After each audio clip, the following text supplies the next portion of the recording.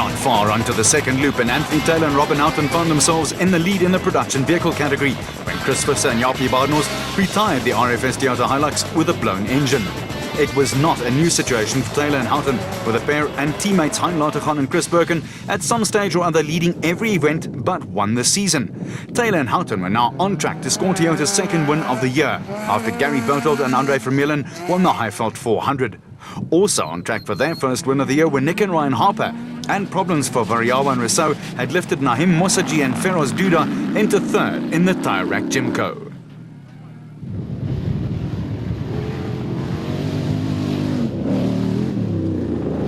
Limpopo-based Naeem Mosaji was partnered by Mohammed Moulston in the first 6 events of the season. Business commitments then sidelined Moulston, with Feroz Duda stepping into the breach and doing a sterling job in the Tyre Rack entry. It was also turning into a good day for Toyota, with Hein Latergan and Chris Birkin running second overall, and in the SP class to teammates Anthony Taylor and Robin Houghton. The versatile Latergan also has track racing and rally background, and was being chased by another versatile character in Hannes Grobler, who progressed from 22nd on the road and 9th in class to 5th on the road and 3rd in class.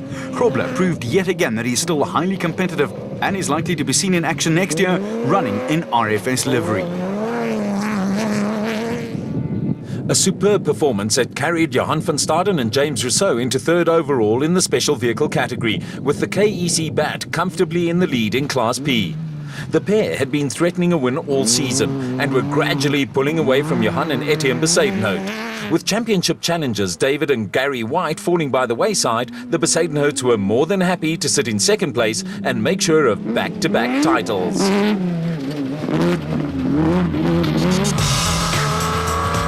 Hampered throughout the day by a spate of punctures, Norwegian Ivar Tollefsen and Quinn Evans had done a superb job of picking up the pieces and were showing the sort of guts that took them to 4th place on this year's Dakar Rally.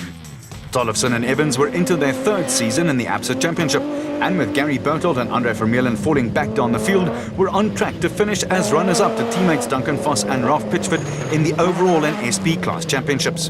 Tollefsen and Evans will be taking a sabbatical from the ABSA Off-Road Championship next year.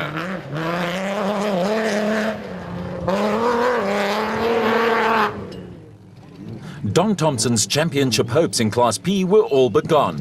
But with David White struggling in midfield in the Ruhr Combat, the KwaZulu-Natal driver had a shot at 2nd place in the Drivers' Championship. The Thompson van Gesseling Zarco had been chased all day by Terence Marsh and Peter Groenewald, who were putting in another solid performance in the Regent Racing Nissan Navara. And in their best performance of the season, Bula Boertes and Johan Pretorius had moved through the field almost unnoticed in the Boertes Vervoer Bat. They were looking at their first ever podium placing in what would be a massive boost in morale for the team from the Far East Rand. Boertes has limited special vehicle experience, and his was an exceptional performance on a tough route that caught out many more experienced competitors. Also having one of their better outings of the season were Hugo and Jaap de Bruin, who were on the fringes of a top 5 finish in the Micro and Excel Toyota Hilux. Chasing after the de Bruins were former champions Neil Woolridge and Kenny Scholthammer in the turbo diesel Ford Racing Ranger. After a season spent developing the Ford, the pair have high hopes for next season. Developing a new car is not an overnight exercise, but a couple of podium finishes in the second half of the season are cause for optimism in the Ford camp.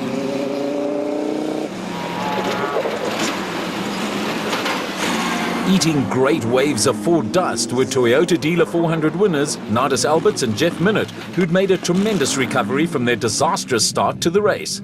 Cape Crew, Derek Du Toit and Ian Pinar were still in full control of Class B in the reliable Orange Tree Bat, with win number 5 this season all but in the bag.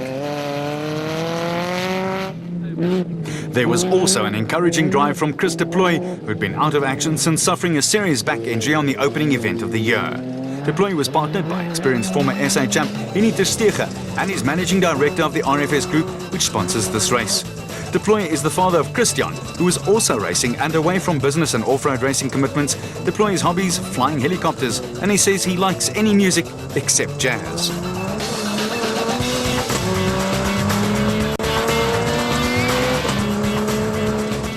After a promising start to the race, Gary Berthold and Andre Vermeulen were now struggling without power steering, and it was tough going for the Atlas Copco crew. They were ahead of Jan Kraai and Andries Vogt in the Keymax Property Bat, who were having a weekend best forgotten. The pair were moments away from calling it a day. Their retirement would give Christian de Plooy and Henk Janssen van Vuren a place, although the RFS crew were also headed for retirement.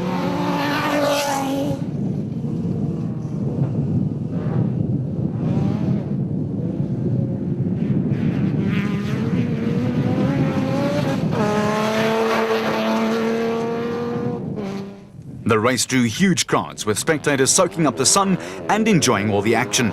It was a little tougher on the crews, but following the demise of Leroy Poulter and Rob Howie, the 4x4 Megaworld Toyota pair of Pikkie Labuschagne and Rikus Erasmus were now leading Class E. Behind Labuschagne and Erasmus, young Louis Weichelt and Maret Besaidnout with the SP Class meet in a Class E sandwich. The N1 4x4 Ford Ranger was chasing after the Class E leaders and had KZN crew Manfred Schroeder and Gavin Gray chasing after them in the factory Ford Racing Ranger.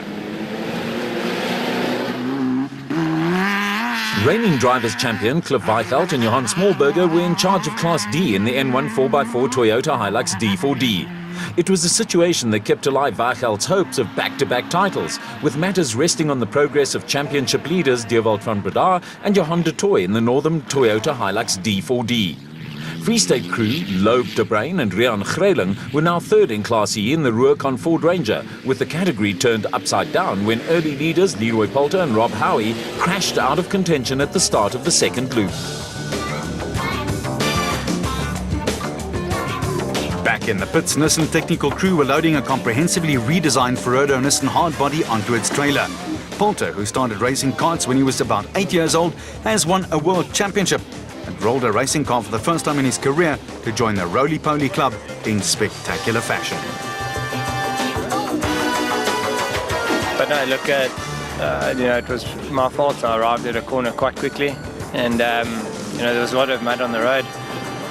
As I hit that, the car turned sideways and there was an embankment, and the embankment turned me over. Poulter was in pretty good company, with SA champions Duncan Foss and Rolf Pitchford also back in the pits. I hit the back of one of the cars ahead of me and it punctured my radiator. We came over a rise and I just went into the back of him and nudged him and it punctured my radiator. So after a couple of Ks we realized that our temperature was going up, and we had to limp back to the pits for them to give us a new radiator. And then the engine went into limp mode, so it will only idle. So that's us for today.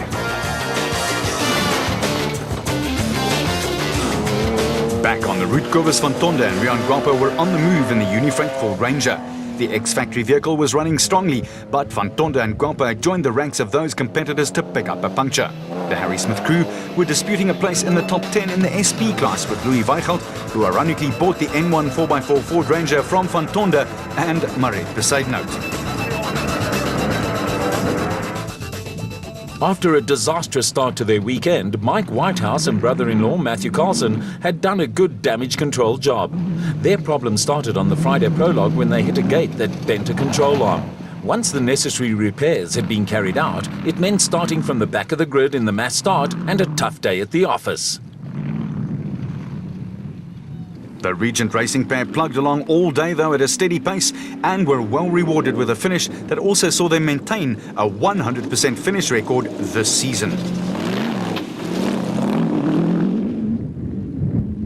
A race that promised so much for Shamir Variawa and Siegfried Rousseau went pear-shaped just before the end of the first loop. The damaged clutch took longer than expected to repair, and in the long run it relegated them to 6th overall and 6th in Class A, and dropped them out of contention for the runner-up slot in the overall championship. Talking of championships, there was drama brewing in Class D. The Northam Toyota pair of Dewald van Breda and Johan de Tooy had to finish no lower than 3rd for van Breda to sneak the Drivers' Championship from Cliff Weichelt. The pair also failed to finish the prologue and were part of the mass start at the back of the field. Van Breda and de Tooy had done a great job to work their way through the field, but were coming under a little pressure from Coetzee Labuschagne and Johan Gerber in his last race in the Raconics Nissan hardbody. The Nissan pair had also run into problems with the hardbody constantly overheating. Watching off-road racing can provide some good exercise while plugging along at the back of the Class A field in the Calcimite Bat. John Telford with Petrus Swart and Chris Forskink sharing co-driver duties was the last of the classified Class A cars. It was a brave effort from the crew and typified the spirit that exists in off-road racing.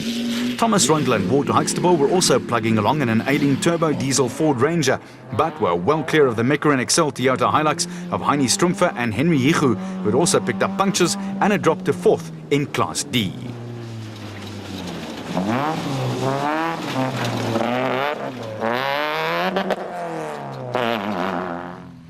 Perseverance had also paid off for Legal Eagle, Johan de Klerk and Johan Pretorius in the Zarco Light. They were 10 minutes behind Class B winners Derek du Toit and Ian Pinar, but second place lifted de Klerk into third place in the Drivers' Championship. Perseverance was also the watchword for former circuit racer Jaco Swanepoel and Keith Solomon, who overcame a myriad of problems to almost carry the Jamtech Toyota Hilux to the finish.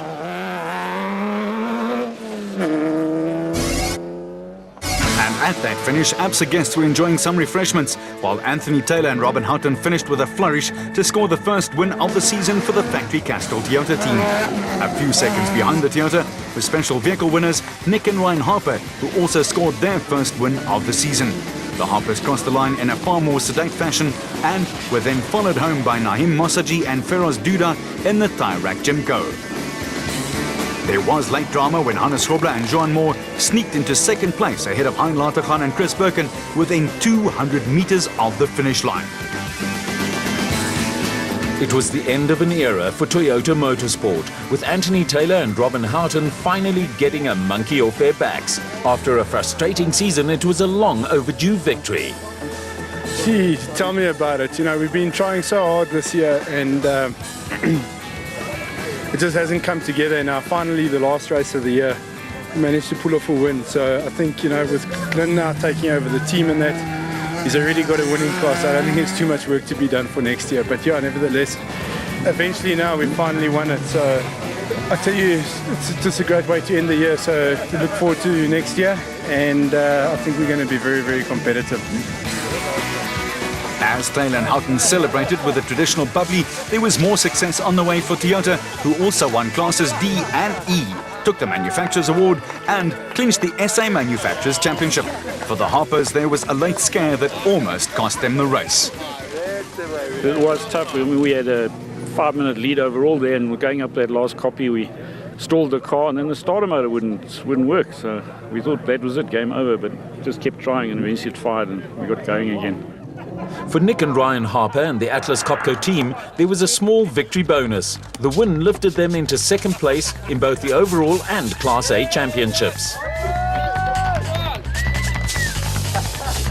For posterity, a photograph of the winning team and a little history, with Johan van Staden and Johan Rousseau winning Class P to score their maiden national championship win. Out of this world, out of this world. It's been a whole year. Every time we try, something comes up, we don't succeed. So Lydemar gave us a taste of it, and a couple of meters before, Thompson took it. So today it was our chance.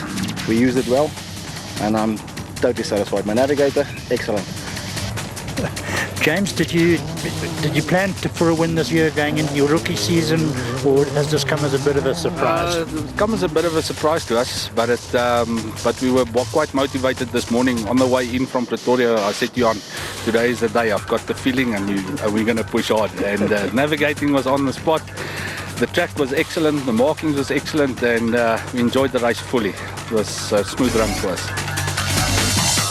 Third overall was a fantastic result for Van Staden and Rousseau, and fourth was enough to give Johan and Etienne Besaidenout back-to-back Class P titles.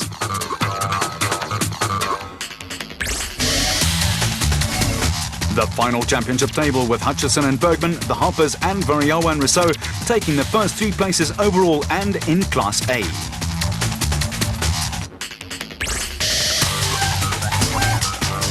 Class E went to Picky Labuskaghni and Rikus Erasmus, who lost the championship by a single point to Jannie Visser and Jorgs Leroux.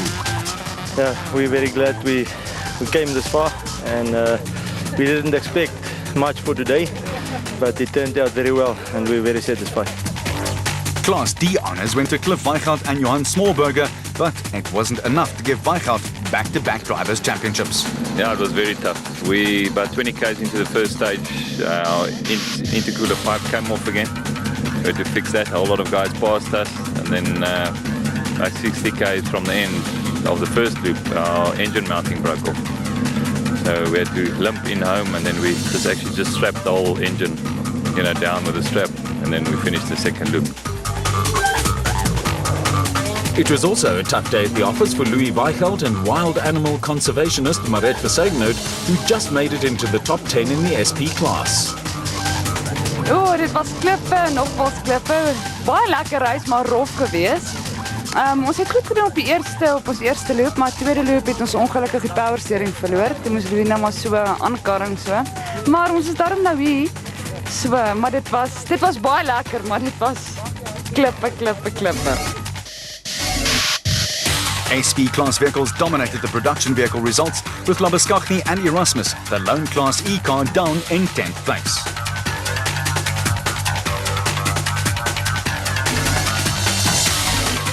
The final production car points table, with Donaldson, Nissan Navara teams taking the first 3 places, with Tollefson and Evans and Groblemore finishing behind Voss and Pitchford.